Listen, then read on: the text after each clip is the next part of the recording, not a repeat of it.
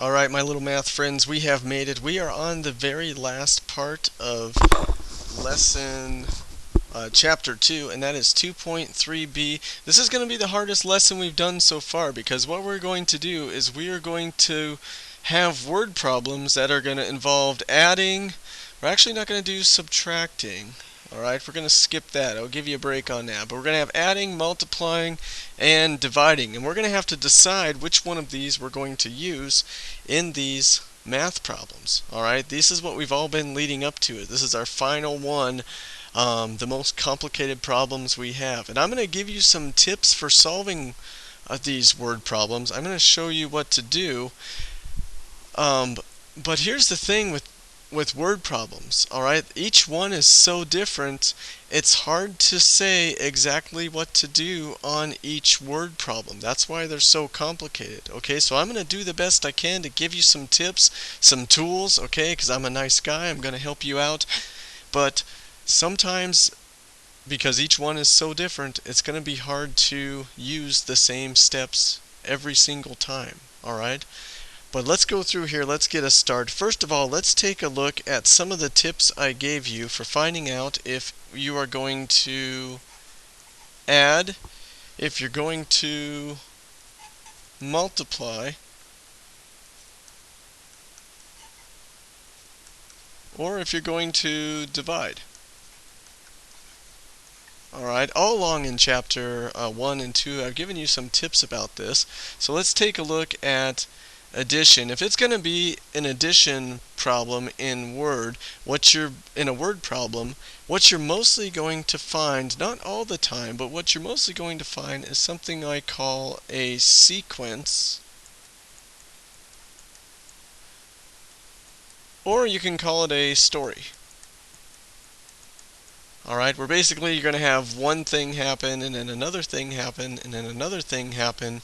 Alright, that's how you can tell if you have an addition problem.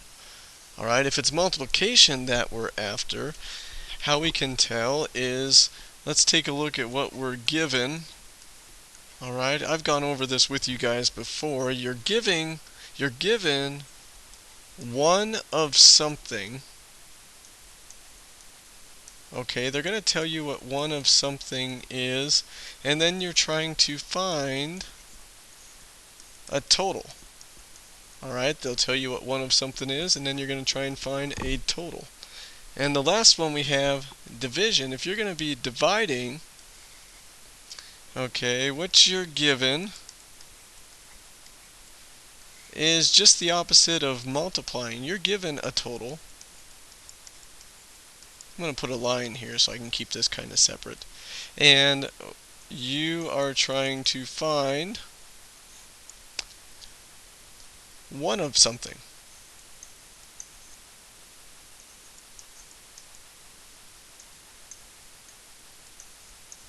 Okay, there's just some notes, some refreshers on how to tell if you can add, or if you're going to add, multiply, or divide. Alright? Let's start tackling these word problems, guys. We can do this. Let's start with number 1. And I have some steps over here for solving. The first thing I want us to do is read through the problem. Okay? And when you're reading through the problem, you're trying to kind of think about how you can go about solving this. Okay, so let's read through it. Let's get this information. Hannah made 4 withdrawals of $20 from her checking account. Okay, so be thinking about 4 withdrawals. That means she's going to take money out of her checking account. Just be thinking about that as you're reading through. She also wrote a check for $215. Okay, she wrote a check, so that means more money comes out of the account. By how much did the amount in her checking account change? Okay, we read through it. We have a feel for what's going on. Money is leaving her checking account. Step number 2. I want you to underline the question. Here is what I want you to underline. By how much did the amount in her checking account change? This is our whole goal, our focus right here of this word problem. We want to find out how much her checking account changed. That's our whole focus when we start building this, okay? That is your goal right there. That is your objective. Alright, let's take a look at what we got. Number 3, identify the facts. Now we're going to go through the word problem and we're going to identify what the different math facts are. Okay, here we go. Start at the beginning. Hannah made 4 withdrawals of $20. Boom. There is a math fact. I like to put lines around it. That's my first fact. 4 withdrawals of $20. Now, if I'm withdrawing money, that means I'm going to, that's negative because money is leaving the checking account. Okay? I have my first math fact. Let's keep going. Okay, from her checking account. She also wrote a check for $215. Okay, there's my next math fact. She wrote a check, $215. If you write a check, money is leaving your account. That is going to be negative. Okay, and then we just have the question, and we have no more math facts in this question. There's nothing else that helps us. Alright, to number 4. Build the math problem. Now that we have these 2 math facts here, we're going to build the problem. Let's start with this. 4 withdrawals of $20. Okay, think about this. She is taking out $20 4 different times. Okay, this is a multiplication problem. Look at this. We're given 1 of something. She takes out $20.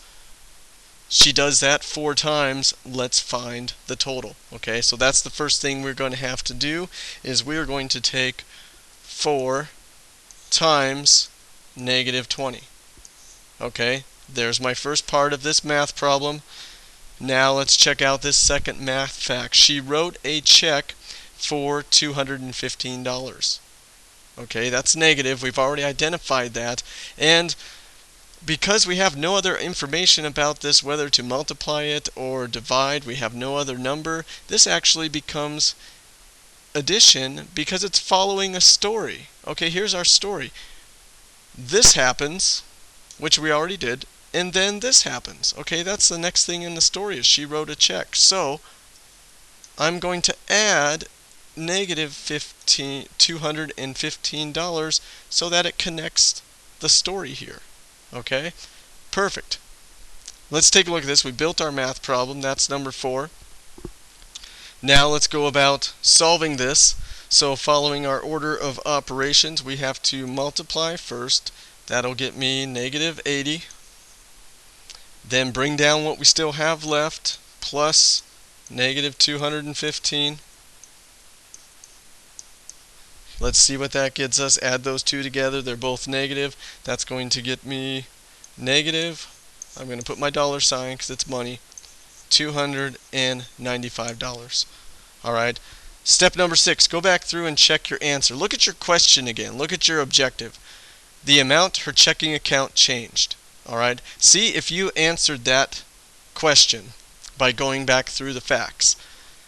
She took out money 4 times, $20. Okay, we have that. She took the money out.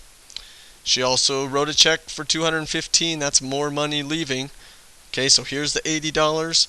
We also are taking out $215.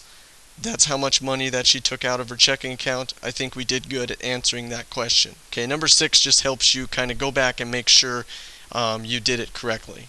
Alright, let's take a look at the next problem using these same exact steps. We are going to start with step number 1. Read through the problem. 3 brothers borrow $72 from their parents for concert tickets. Okay, think about that. 3 brothers borrowed $72. Get a feel for the problem. Each brother must pay back an equal share of this amount. Okay, so they're going to pay back their parents. Picture that. Also, the youngest brother owes his parents $15. Alright, so the younger brother actually owes his parents more money. Okay, that's what that's telling us. What is the total amount the youngest brother will pay back to his parents? Okay, we just did number 1. We kind of got a feel for the problem. You got to think about it as you read through it. Number 2, underline the question. What is the total amount the youngest brother will pay back to his parents? Okay, so our focus is this. How much the youngest brother owes. That's what we're trying to answer. Okay, there's our question. Number 3, identify the facts. Start going through here. Three brothers borrow $72. Okay, there's my first fact. Next. Oh, wait, let's go back here. Borrow $72. That means they're borrowing money. That is negative because they are taking money out. Each brother must pay back an equal share of this amount. Okay, so they got to pay it back an equal share. All right. Also, the youngest brother owes his parents $15. Okay, he owes $15. That's going to be negative. All right. And we forgot a fact right here. Even though there's no numbers, this is going to tell us some information that each brother has to pay back an equal share. All right, so I'm going to put a math fact there because that's going to be important. They have to pay that back equally. All right, so we identified the facts. Now let's start putting this together. Number 4, build the math problem. Let's take a look at what's going on. Three brothers borrow $72. Okay, now looking at this isn't a multiplication problem because it's not three brothers borrow 72 each. We're not going to go 72 times 3. All we know is that three brothers borrow $72 total. All right, that's the amount that they borrowed. So we don't have anything to multiply by. But take a look at our next sentence, our next math fact. This is going to give us a big clue that each brother, all right, remember each means one. Okay, so every brother, one brother, each of them, is going to pay back an equal share of this amount. All right, we're going to use this fact and this fact together. It is going to be division. All right, because we're going to take 72, the amount they borrowed. That's our total. That's what we're given. We're going to divide that by 3 to get the one of something, which is the equal share. Okay, we're going to divide that. All right, it's kind of a tricky one to spot. Okay, it takes some time to learn to spot those division ones, but think about that. We have $72 total. It's negative, and each of the three brothers are going to divide that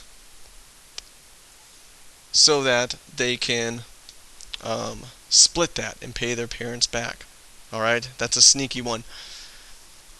The next math fact is that the youngest brother owes an extra $15 to his parents.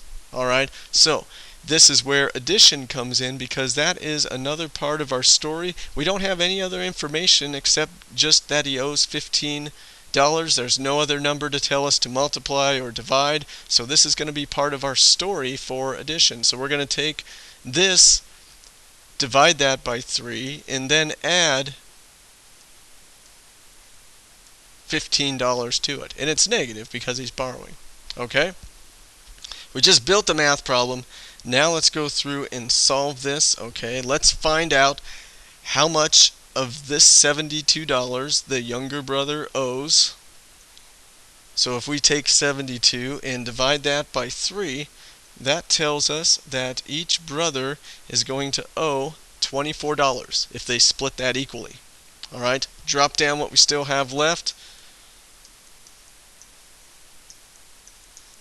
Now we can just add those two together. Negative 24 and negative 15 is going to be negative 39. Okay, that's what we got for an answer. Let's go back through here and check. Go back to your question. Did you meet this objective? How much the younger brother will pay back to his parents? Okay, let's see if we answered this. Well, each brother has to pay back negative 24 or $24. That's what we found out. Okay, so let's say this is the younger brother's share, $24, and he also owes an extra $15, so together it comes out to $39. I'll just sneak in a dollar sign right there. $39 to his parents. That's how much he owes. Okay, I think we answered this. We got it. We checked it to make sure it's right. We're going to move on to the next problem. Alright, now I understand this lesson might get a little bit long. I am taking extra time to explain this because I know some of you might need that extra explanation. Alright, if you don't need that and you want to skip ahead a little bit, feel free to do that. That's the beauty of these video lessons, is it gives you that flexibility. Alright, next problem. I want to talk about sometimes you have numbers in a problem that you don't need. They are just there to try and throw you off. So I want you to watch out for those. I'm going to help you identify those. Let's go back to our steps. Read through the problem. Reggie lost 3 spaceships that were destroyed in level 3 of a video game. Okay, so picture that. Poor Reggie lost his spaceships when he was on level 3. He lost 30 points for each spaceship. Ouch. Each spaceship is going to cost him 30 points. He lost 3 of those. When he completed level 3, he earned a bonus of 200 points. Oh, that's good news. Okay, he's getting some points back. Nice. Good job, Reggie. By how much did his score change? Okay, so get that picture in his mind. He lost 3 spaceships, lost some points, but gained some points back. Underline the question. How much did his score change? Alright, we're trying to take a look at what his total score was and how much it changed. Number 3, identify the facts. Let's go through here. Reggie had 3 spaceships. Alright, that's nice. Good for Reggie. Let's take a look at what else was going on. They were destroyed in level 3. Alright. He lost 30 points for each spaceship. There's another math fact. That's going to be super helpful. Okay, when he completed level 3, alright, there's another math fact. It has a number in there. We're going to put some brackets around it. He earned a bonus of 200 points.